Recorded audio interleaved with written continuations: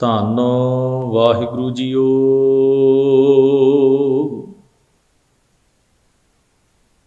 ਰਾਗ ਗੌੜੀ ਪੂਰਬੀ। 52 ਅੱਖਰੀ ਕਬੀਰ ਜੀਓ ਕੀ।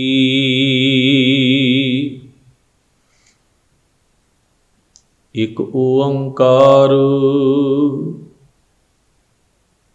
ਸਤਨਾਮ ਕਰਤਾ ਪੁਰਖ ਗੁਰ ਪ੍ਰਸਾਦ।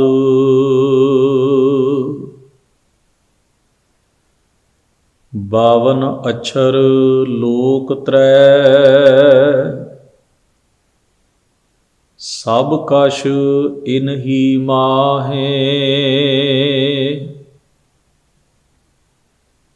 ਏ ਅੱਖਰ ਖਿਰ ਜਾਹੇਂਗੇ ਓਏ ਅੱਖਰ ਇਨ ਮਹਿ ਨਾਹੇ। ਬਾਵਨ ਅਛਰ ਲੋਕ ਤਰੈ ਸਭ ਕਿਛ ਇਨਹੀ ਮਾਹੇ। ਏ ਅੱਖਰ ਖਿਰ ਜਾਹੇਂਗੇ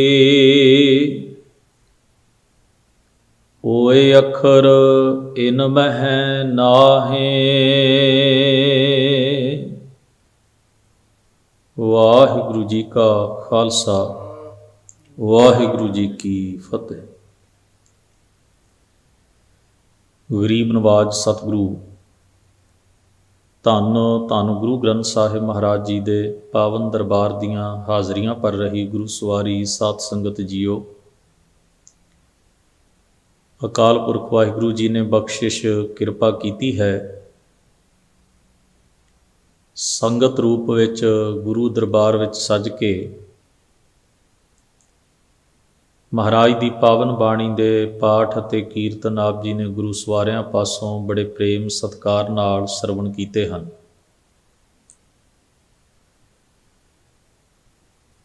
ਗੌੜੀ ਰਾਗ ਵਿੱਚੋਂ ਭਗਤ ਕਬੀਰ ਜੀ ਦੇ ਉਚਾਰਨ ਕੀਤੇ ਹੋਏ ਪਾਵਨ ਸ਼ਬਦਾਂ ਦੀ ਵਿਚਾਰ ਕਰਨ ਉਪਰੰਤ,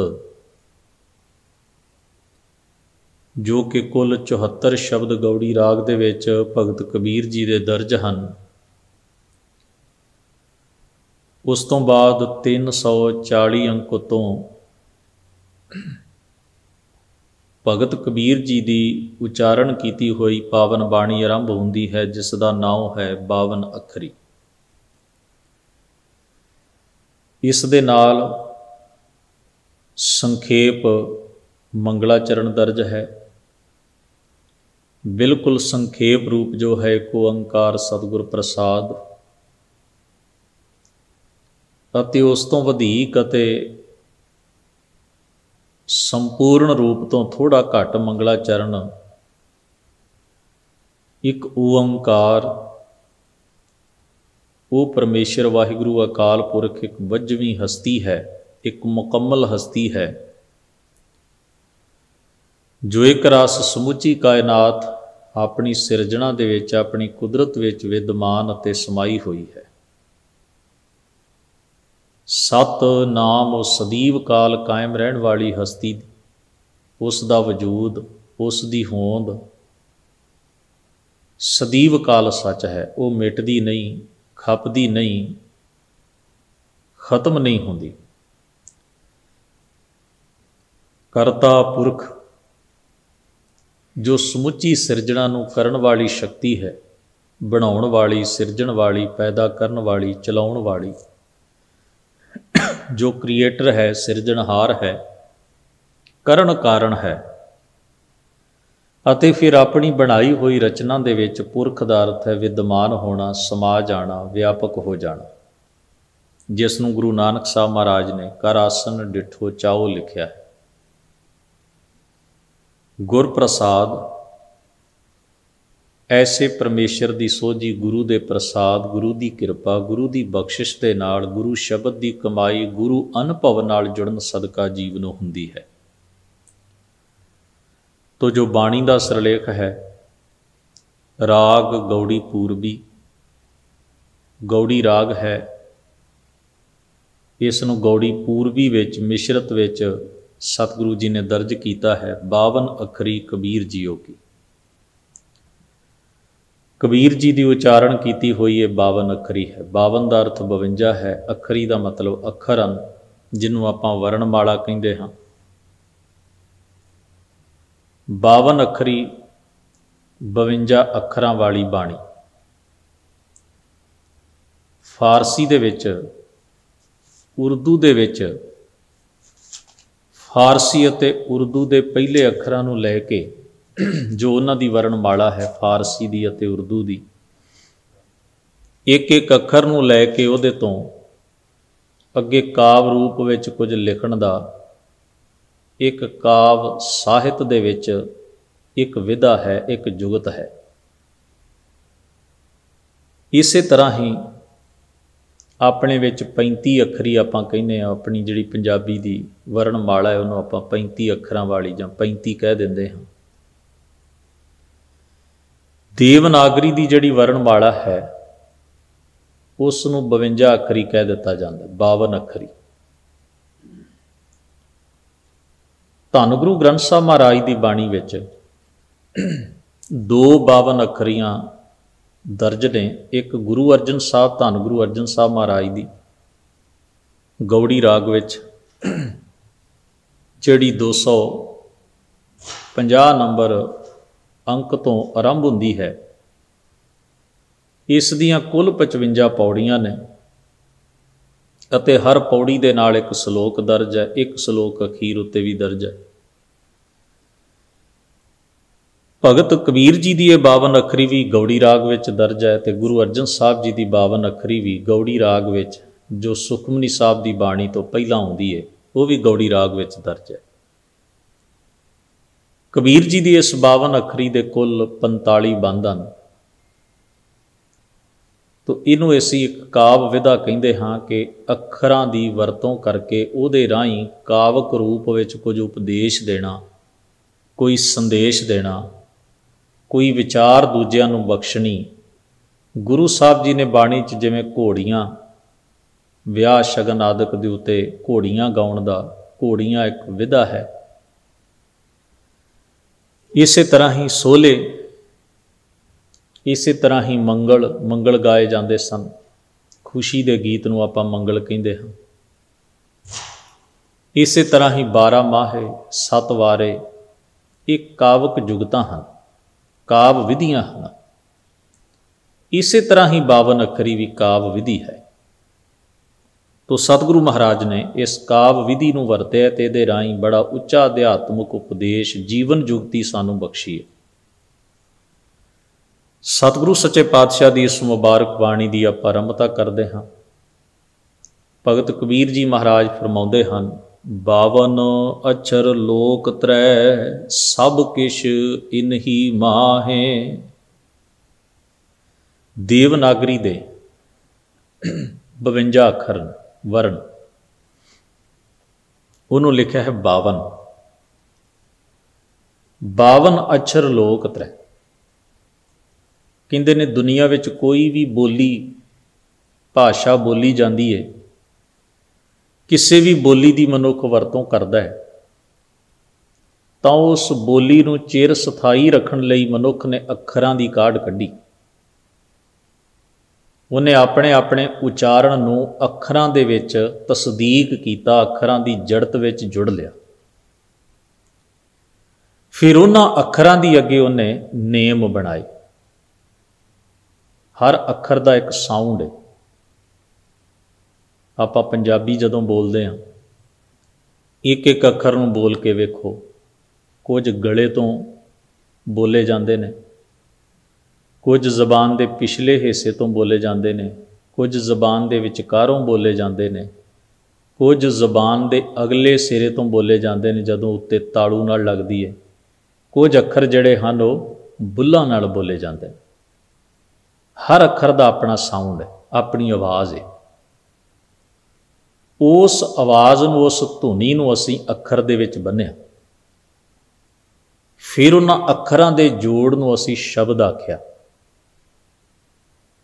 फिर उन्हां शब्दां नूं लिखण दी जुगत असीं अपनाई,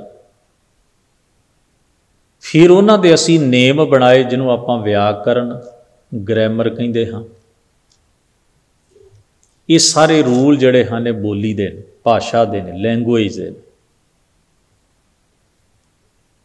उस भाषा दे विचों फिर सभ्याचार, कल्चर, फिलोसफी, मज़हब, अपनी अपनी विरासत साडी उन्हां नाल जुड़ी होंदी है। तो बहुत कुछ साम के रखदी है एक बोली, एक भाषा।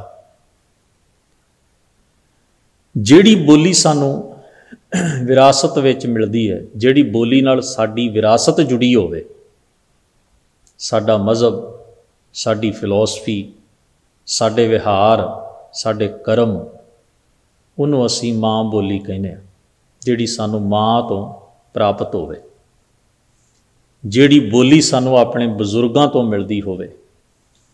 उस बोली दे राहीं सानू साडी विरासत, साडा इतिहास, साडा कल्चर, साडा धर्म, साडियां रस्मां, साडियां रीतां, साडी जीवन जुगत, ये सारा कुछ प्राप्त होंदा है।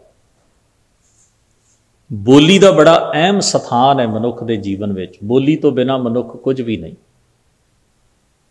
सदियां की घालना पिछों कोई बोली होंद विच आउंदी है तो वह सदियां तक मनुखों का मार्ग रचनाउंदी है। खैर मैं बाणी दे इस नुकते वाला हाँ। कबीर जी महाराज कहते हैं जिहड़े अखर ने ये सारे लोगों की सुविधा वास्ते ने, सहूलत वास्ते ने, भी लोग अपने मनोभाव जदों बयान करते हैं तो वह बोली दे राहीं बयान करते हैं तो बोलण वास्ते वो जिहड़े शब्द ने वो अखरां नाल बनते हैं। सब किश इन ही मां है, सारा कुछ इन्हां दे राहीं जाणिया जांदा है। मैं बोलदा हाँ, वो अखर तुहाडी पकड़ विच आउंदे ने शब्द, तो तुसीं उस गल नूं समझण दा यतन करदे हो। किसी ने कुछ लिख के दिता है, आपां नूं पढ़दे हाँ तो उन्होंने पढ़ के फिर आपां उहनूं उहदे भाव नूं समझण भी वो की कहना चाहुंदा है, वो की कहना चाहुंदा, उहदे मन च की है, सानूं किवें पता लगे। वो जिहड़ी तकनीक वरतदा है अपने मनोभाव, अपनी जानकारी, अपने अंदर दे जिग्यासा नूं, अपने अंदर दी फीलिंग नूं, अपने अंदर दे ख्याल नूं साडे तक पहुँचाउण वास्ते वो माध्यम, वो साधन जिहड़ा है वो बोली। तो कबीर जी महाराज कहते हैं अखरां विच ही सारा कुछ समाया पिया। अखरां दे राहीं मनुख सिखदा है, अखरां दे राहीं मन दे भाव फुरने दूजियां तक पहुँचाउंदा है, अखरां राहीं सिख सिख के उस सिखाउंदा है, अखरां राहीं समाज ने, दुनिया ने डिवेलपमेंट लई तरक्की की। हर चीज़ की उन्हें एक पछाण नियत की, हर चीज़ नूं जानण वास्ते ते दूजे तक उस जानकारी नूं पहुँचाउण वास्ते अपने जज्बात, अपनी फीलिंग, अपने मनोभाव, अपने ख्याल, अपने फुरने, हर चीज़ साझी करने वास्ते आपां अखरां दी, शब्दां दी वरतों करते हैं। कितना गहरा महत्व है इन्हां चीज़ां दा। धार्मिक रहनुमावां ने भी दुनिया नूं कुछ दसना सी तो उन्हां भी बोली वरती, अखर वरते, कोई विधा वरती जो संसार च है। सब कुछ इन ही मां है। पर कबीर जी ने एक अगला वाक कहा, वो कहते ने ये अखर खिर जाहेंगे, वो अखर इन मह नाहे। कहते ने पर एक गल याद रखो, जिवें बाकी सारिया चीज़ां नाशवंत ने ना, खत्म हो जाने वालियां, उवें अखर भी मुक जाने वाली चीज़ है। ये भी नाशवंत पसारे दे विच ही आउंदी है। अखर, बोली, भाषा, लिपियां, ये भी सारा कुछ हौली हौली हौली हौली बदलता भी रहिंदा है ते मिटदा भी, खत्म भी हुंदा रहिंदा। ये भी कोई सदीव काल रहने वाली चीज़ नहीं, चिर स्थाई रहिंदी है। पर यह भी नाशवंत पसारे का ही एक भाग, एक हिस्सा है। एक तो यह भाव यह है, खर जाएगा का मतलब नाश हो जाते हैं। दूजा इसका भाव विद्वाना ने दसिया भी, कबीर जी आखते ने भी एक अवस्था ऐसी है जिथे जाके अखर भी तुहाडा साथ नहीं देंदे। उस अवस्था नूं तुसीं अखरां राहीं बयान ही नहीं कर सकते। ठीक है, टोह दिती जा सकती है, किसी नूं इशारा दिता जा सकता है, किसी नूं उहदे गुण खूबियां समझाइयां जा सकदियां ने, पर उस अवस्था का आनंद, उस अवस्था का सुकून, उस अवस्था नूं मानण वाला जिहड़ा है वो अखरां राही हू बहू सारा कुछ दस नहीं सकता, उत्थे जाके अखर भी थल्ले रह जाते, उन्हां दी लिमिट भी खत्म हो जाती, कोई अखर इनमें ना है। तो जिहड़ी वो उच्ची सुरत है, जिथे वो आनंद है, जीवन च सुकून है, जीवन च सहज है, जीवन च टिकाऊ है परमेश्वर की याद तो उहदे नाम राही, उत्थे कोई ऐसा अखर नहीं जिहड़ा उस मनोस्थिति, मनोभाव, उच्ची आत्मक अवस्था ते उस सुरत के आनंद नूं एक्सप्लेन कर देवे, बयान कर देवे। गुरु नानक महाराज कहते हैं, जे हों जाना, जे मैं जान लवां, आखा नाही, मैं कह नहीं सकता,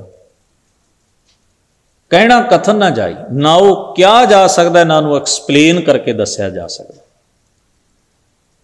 वो उच्ची अवस्था एक्सप्लेन करन तो, दसन तो, कथन तो ही बारी है, उहदे लई कोई शब्द नहीं। उहदे लई एक बड़ी प्यारी तशबीह बाणी च दिती है, कहो कबीर गूंगे गुड़ खाया, पूछे ते क्या कही है।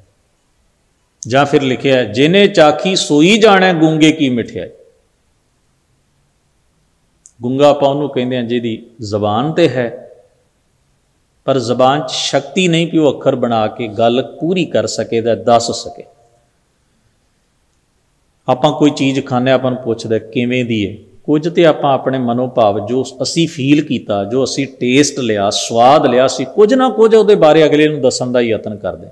मिठा है, कौड़ा है, खट्टा है, जिहो जिहा भी है, चंगा लग्या नहीं लग्या, स्वाद है, बेस्वादा, कुछ भी तो दसदे तो हाँ ना सी, जो असी फील किया वो दस्सिया, तां अगले नूं पता लग्या भी इहनूं इहो जिहा स्वाद है, इहदी थिंकिंग ये है, इहदा टेस्ट ये है।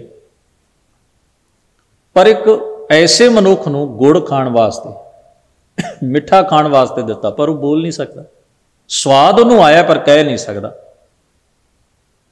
ठीक ऐसी मनोदशा है जिथे शब्द अखर जिहड़े हन वो उस मनोस्थिति नूं बयान नहीं कर सकते कि वो की है। इस वास्ते फिर अगे कहते हैं, जहां बोल तह अक्षर आवा, जहां अबोल तह मन ना रहावा। कहते हैं जिथे बोली की गल आएगी, बोल के दसन की गल आएगी, उत्थे अखरां की जरूरत पेगी, शब्दां की लोड़ पेगी। असी किसी भी चीज़ नूं बयान करना होवे तो उहो जे असी अखरां की वरतों करके, उहो जे शब्द ते वाक बना के फिर अगले नूं गल एक्सप्लेन करके दस दें। पर कहते जह बोल तै मन ना रहावा। अच्छा, जदों असी बोलते हैं, इसनूं विद्वानां ने, पुराने जो भारती संस्कृति विच विद्वानां ने इहनूं 4 किस्म की बाणी लिखिया। तुहाडे अंदर एक फुरना पैदा होया, उहनूं कहंदे ने परा। उस फुरने नूं तुसीं अंदर ही अंदर वाक बनतर दे विच, शब्द दे विच बन्निया, उहनूं आपां कहने आ बसंती। गल पूरी वाक बन गया, तुहाडे मूँह तक आ गया, तुसीं अजे बोलिया नहीं पर तुसीं रैडी हो उहनूं बोलण लई, उहनूं कहंदे ने मध्यमा। ते जिहड़ा असीं बोल के कहने इहनूं कहंदे ने बैखरी, बैखरी बाणी। उन्होंने फुरने तो लैके कहण तक दीयां 4 स्टेजां मन्नियां कि जदों फुरना तुहाडे अंदर पैदा होया, उहनूं परा बाणी कहंदे ने। तुहाडे अंदर कुछ है, फिर उन्होंने तुसीं हौली हौली तुहाडा अंदर, तुहाडा ब्रेन, तुहाडा दिमाग उस फुरने नूं फिर कन्वर्ट करके शब्दां दे विच, जिहड़ी बोली तुसीं जाणदे हो, उहदे विच ढालदा ते वाक बनतर बनाउंदा भी आह गल इवें कहणी है। फिर जदों बन जाती है तो तुसीं बिल्कुल जदों रैडी हो जाते हो, जिन्हों आपां कहना मेरे तां मूँह तक आई गल रह गई, उहनूं मध्यमा बाणी कहंदे। ते जिहड़ी कही जाए, मूँह तो कह दी गई, उन्होंने बैखरी बाणी कहंदे। 4 स्टेजां दसी, फुरने तो लैके कहण तक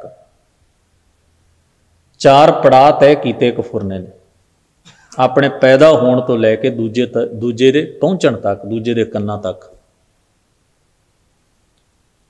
हुण इसनूं भगत कबीर जी महाराज कहंदे ने, जिथे बोलण की गल आएगी उत्थे अखर आउणगे, शब्द आउणगे, शब्द जुड़नगे तो वाक बनेगा। पर जै बोल तै मन ना रहावा। पर कहंदे ने जिथे अबोल का अर्थ है जिथे बोलिया ना जा सके। जिहड़ी उच्ची आत्मक अवस्था परमेश्वर का जिहड़ा मिलाप है, उहदा जिहड़ा आनंद है, उहदा जिहड़ा सोझ ते स्वाद है, उस एहसास नूं, उस फीलिंग नूं बयान करन वाला मन ही नहीं रह जाता, तो बयान कौन करे? जिन्हें बोल के दसना होवे उहदा वजूद ही ना रह जाए। एक विचारवान ने इनू लिखिया है, लूण की एक डली नूं तुसीं धागे नाल बन के उहदे नाल पानी की डूंघाई मापनी चाहो तां की होवेगा भला? पानी च पैंदियां सारी लूण की डली खुर के पानी विच रल जाएगी, डूंघाई मापन वाला यंत्र ही नहीं रहेगा। मन उस स्थिति विच नहीं रह जाता भी जिथे वो कुछ कह के दसे। उहनूं कहण दी जिहड़ी कला है वो कित्थों उपजदी है भी मैं आ जानदा हाँ ते मैं इनू इवें दस सकदा हाँ। उत्थे मन दा वखरा वजूद ही नहीं रह जाता। मन उस लूण की डली वांग उस परमात्मा विच इन्ना भेद हो जाता है भी मुड़ के कोई दसन वाला ही नहीं रहिंदा, कोई दावा करन वाला, कोई ईगो होमे दा दम भरन वाला ही नहीं रहिंदा भी मैं दसदा उहदे बारे। वो कहंदा मैं ते वो हुण एक ही हाँ, उहदे बारे मैं की दस सकदा, वो कोई वखरा नहीं, मैं कोई वखरा नहीं। हुण तां एक हाँ सी, मेरे और उहदे विच कोई अंतर, कोई भेद, कोई विथ ही नहीं रह गया। हुण मैं कौन आ जो दसां, मैं किहदे बारे दसां? फिर अगे फरमाउंदे ने, बोल अबोल मद है सोई, जास ओह है तस लखै ना कोई। कहंदे ऐसा नहीं भी वाहिगुरू दा अभाव बोलण वाले दे विच भी वाहिगुरू दा वास है, जिहड़ा बोल के एक्सप्लेन करके बयान नहीं कर सकदा उहदे विच भी परमेश्वर दा वासा है। पर कहंदे ने असल नुकता, असल गल है, जास ओह है तस लखै ना कोई। जिहो जिहा परमेश्वर वाहिगुरू उहो जिहा उहनूं कोई बयान कर ही नहीं सकदा, कथन ही नहीं कर सकता, वो कथन कहण तो परे है। फिर कहते ने, अल्लाह अल्लाह लहो तो क्या कहो, कहो ता को पुकार। अल्लाह ये शब्द है, लल्ला ते हाहा दा मतलब है लभ लेना। इनू आपोजिट बना दिंदा इहदा पहला ऐड़ा शब्द अखर। अल्लाह जो लभ्या नहीं जा सकता, अलभ है, जिहड़ा साडी बौद्धिक खोज तो परे है, जिन्हों तुसी अपने लॉजिक नाल सिद्ध ना कर सको, अपनी जानकारी के आधारित उत्ते सिद्ध ना कर सको, अलभ। कहंदे ने जी मैं उस अलभ परमेश्वर नूं, जो कि मेरी बुद्धि के दायरे च ही नहीं आउंदा, जो मेरी चतुराई के दायरे च ही नहीं आउंदा, मेरी एक्सप्लेनेशन के दायरे च ही नहीं आउंदा, मेरी बोली के म्यार तो भी परे है। जे मैं मन लवो उहदे बारे दावा करके कुछ कहण दा यतन भी करा, आखां भी मैं लभ लिया तो मैं कह देना, फिर भी मैं की आखांगा भला, की बयान करा फिर भी मैं भी वो किहो जिहा। कोई पैरालल चीज़ तो चाहिए है ना, अपन को पूछे फलानी चीज़ किहो जी सी, तो आपां उहदी दूजे नाल उहनूं कंपेयर करके दस दे इवें दी है। मैं उन्होंने किहदे नाल तुलना करांगा, किहदे नाल कंपेयर करांगा? मान लो जे मैं दावा कर भी दें, कोई भी करदा है, वो कित्थों शुरू करे, की दसेगा उहदे बारे की है? अल्लाह लहों तां क्या कहूँ, कहूँ तां को पुकार। ते फिर मैं जे कह भी दियां, मान लो जो भी मेरे मन च दिमाग च गल बनी मैं कह दियां, उहदे नाल की भला की होएगा? भला उहदा लाभ की है? दावे ते ईगो चों निकली हुई गल किनूं, किहदा जीवन सवारेगी, किहदा भला ते किहदा कल्याण करेगी? फिर कबीर जी महाराज कहंदे ने, बटक बीज मह रव रहियो, जाको तीन लोक बिसथार। कहंदे ओ वाहिगुरू परमेश्वर तां इउं है। बटक, बटक कहंदे ने बोड़ नूं। बोड़ का भी एक बीज होंदा है, जिड्डा वड्डा दरख्त बोड़ का है, उन्ना ही उहदा बीज बड़ा सूखम, बड़ा छोटा जिहा, बड़ा छोटा जिहा, बड़ा सूखम जिहा। एडा वड्डा बोड़ एक बीज विच लुकिया है, समझो। ਬੋੜ ਦਾ ਰੁੱਖ ਬੀਜ ਵਿੱਚ ਲੁਕਿਆ, ਤੇ ਬੀਜ ਕਿੱਥੇ ਹੈ? ਬੋੜ ਦੇ ਰੁੱਖ ਵਿੱਚ। ਦੋਵੇਂ ਓਤ ਪੋਤ ਨੇ, ਉਹਨੂੰ ਆਪਾਂ ਕਹਿੰਦੇ ਵੀ ਬੀਜ ਵਿੱਚੋਂ ਦਰਖਤ, ਤੇ ਦਰਖਤ ਨਾਲ ਫਿਰ ਉਹੋ ਜਿਹੇ ਉਹ ਬੀਜ ਦਿੰਦਾ ਹੈ। ਇਵੇਂ ਇਹ ਸਰਕਲ ਚੱਲੀ ਜਾਂਦਾ ਹੈ ਕਿ ਬੀਜ ਤੋਂ ਦਰਖਤ ਹੈ, ਦਰਖਤ ਤੋਂ ਬੀਜ ਹੈ,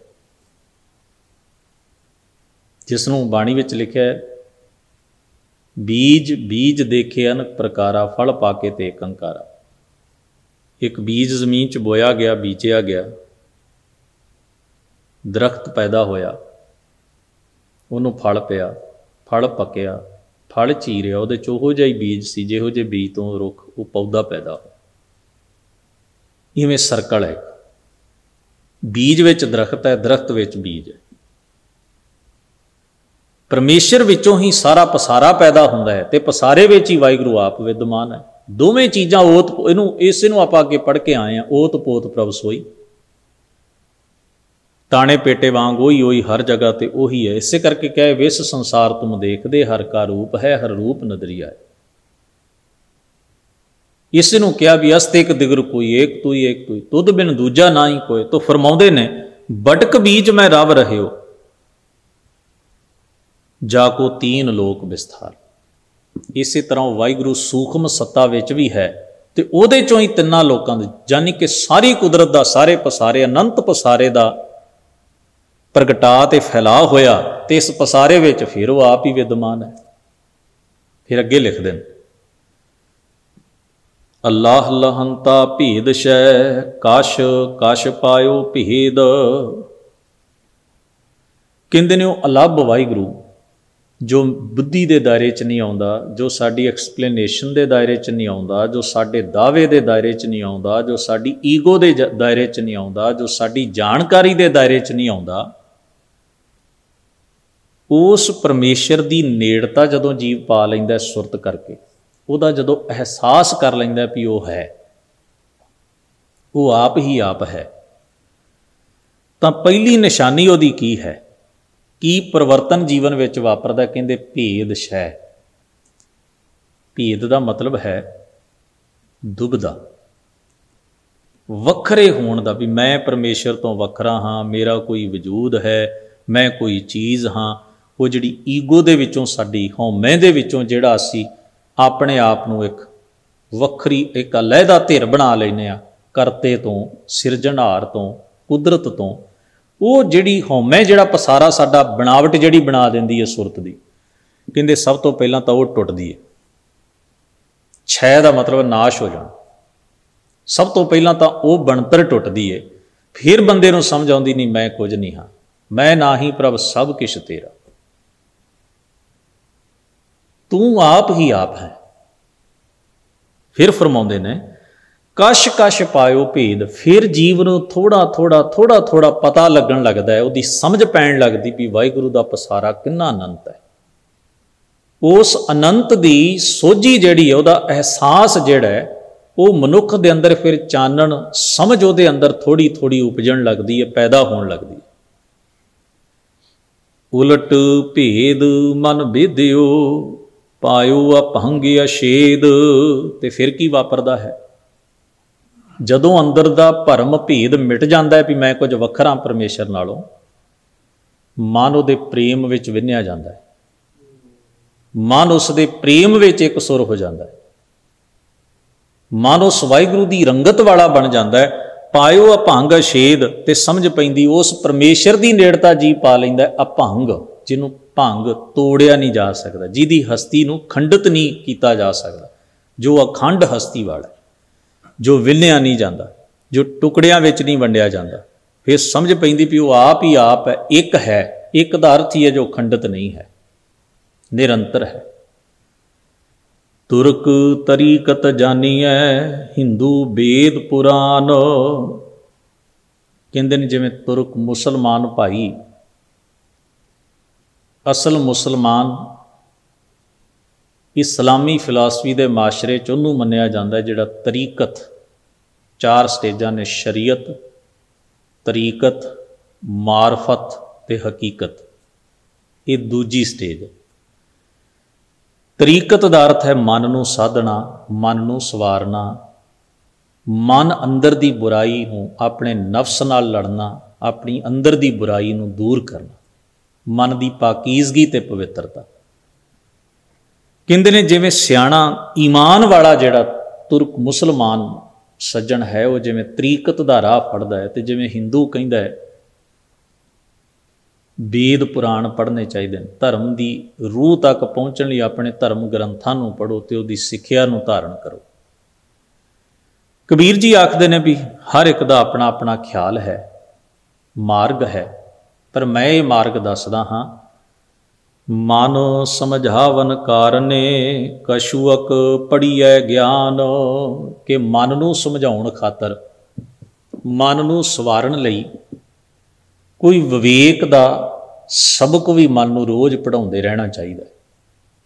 मन नूं भी कुछ सिखाउण दी लोड़ पैंदी है, मन नूं सवारण दी लोड़ पैंदी है। वो ज्ञान, वो उपदेश भी गुरु दा धारण करना चाहिए जिहड़ा मनो अवस्था नूं, मन दी बनतर नूं, मन दे भरम भेदां नूं दूर करे ते मन दी बनतर विच सुधार लिया। उहदी फिर अगे एक्सप्लेनेशन, अगे व्याख्या भगत कबीर जी करते हैं। कल दे दीवान विच अगले बंद इस बाणी दे विचारन दा यतन करांगे। महाराज होईयां भुल्लां दी खिमा बख्शण। गुरु फतेह सांझी करिए। वाहिगुरू जी का खालसा, वाहिगुरू जी की फतेह।